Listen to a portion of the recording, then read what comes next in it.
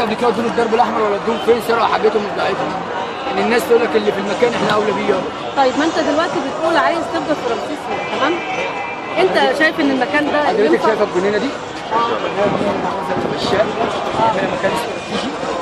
مكان استراتيجي كل فرد 2000 جنيه. خليكي زي ما الدوله في الشارع دي اساسا 2000 بياع في الشهر تمام. طب ومنظر الميدان ده؟ المنظر اللي انا بقوله بقى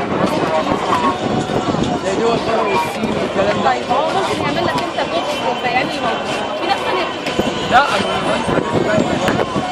بتحدد ازاي؟ لا دي بقى كل واحد. طب ما هو لو عمل زي كرنيه الاشتراك والكلام بتاع النت، يعمل كرنيه الاسم والكلام دوت كده ما حدش يخش. والله يبقى كرنيه كده زي ما بقول لك الشركات عليها بصدر. طيب ما هو لو هفضل انت يعني قعدت في الميدان هنا معايا وعمل لك كل اللي انت عايزه، ما ممكن اي حد تاني او شويه بياعين تانيين يروحوا في الميدان تاني برضه هيقولوا ساعتها انا مش ماشي اعملها لا هم هنا مفيش الا ميدان واحد. طب ما عندك ميدان طلعت حرب وميدان طلعت حرب، ميدان طلعت حرب. الاسعاف اساسا مش ميدان مش مفتوحه. الاسعاف اساسا لو كنت تبقى عليه مش ميدان.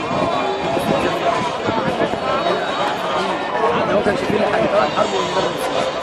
طيب انت بتقول انك كنت شغال هنا قبل ما يحصل النظام الجديد اتأثر المكتب بتاعك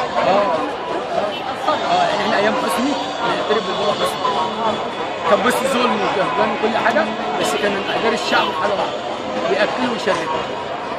كان اكل وشرب وفي عماله وفي شغل الشعب كله واحد. ايام حسني هو كانت موجوده بس مش زي الايام دي دلوقتي بقى خلاص كده وبطاله وكل حاجه.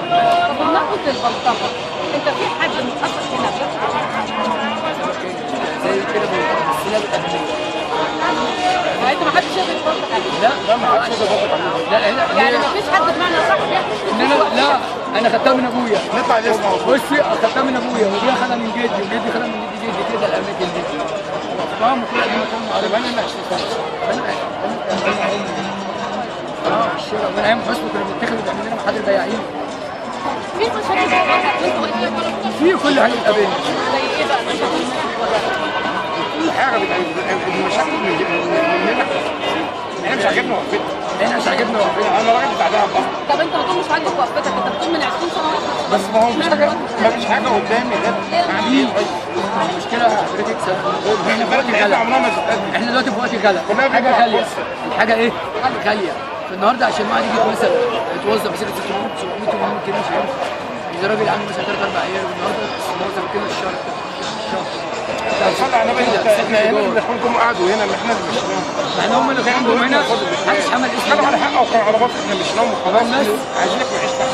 طيب انت ماشي انت واقف على رصيف وشايف وقفتك كويس، طب بالنسبه للبيان التانيين اللي واقفين ورا لا بتيجي البرازيل تشيلهم دول بتشيلهم. البرازيل تيجي تشيلهم كل شويه.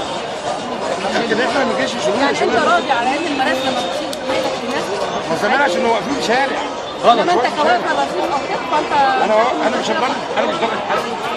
لو حد موجود يقول انا مش ضامن. انما كمنظر عام بتحللها ان هو يعملها زي كده كده يبقى المنظر كويس ومنها مفيده للدوله. عملوا ضرايب ايوه ما هي كده. وندفع انا صلي على النبي وشال الجنينه دي عملنا مكان استراتيجي وعمل 2000 جنيه على كل بياع ضربه كله هياخد استفاده للدوله.